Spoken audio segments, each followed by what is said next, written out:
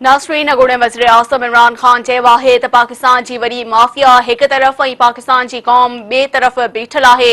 ही सियासत न पई थिए। पाकिस्तान में इनक़लाब अची रहियो आहे। अमरीकी साज़िश ज़रिए वॾनि डाकुनि, लुटेरनि, कातिलनि ऐं मंशियात फ़रोशनि खे पाकिस्तान ते मढ़ियो वियो आहे।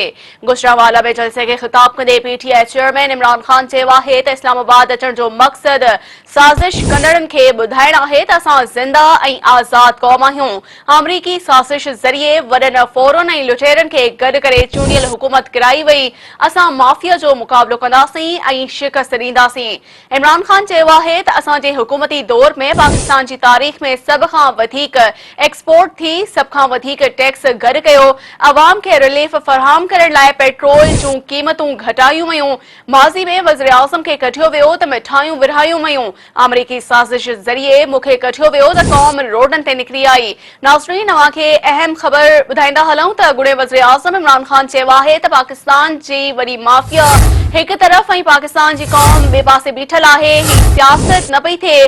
पाकिस्तान में इनक़लाब अची रहियो आहे। अमरीकी साज़िश ज़रिए वॾनि डाकुनि, लुटेरनि, कातिलनि ऐं मंशियात फ़रोशनि खे पाकिस्तान ते मढ़ियो वियो आहे।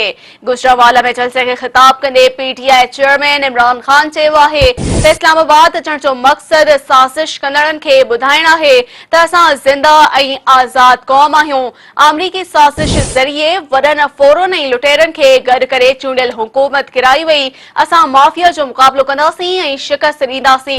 इमरान ख़ान चयो आहे त असांजे हुकूमती दौर में पाकिस्तान जी तारीख़ में सभ खां वधीक एक्सपोर्ट थी, सभ खां वधीक टैक्स गॾु कयो, अवाम खे रिलीफ फ़राहम करण लाइ पेट्रोल जूं क़ीमतूं घटायूं वयूं। माज़ी में वज़ीर आज़म खे कढियो वियो त मिठायूं विरहायूं वयूं।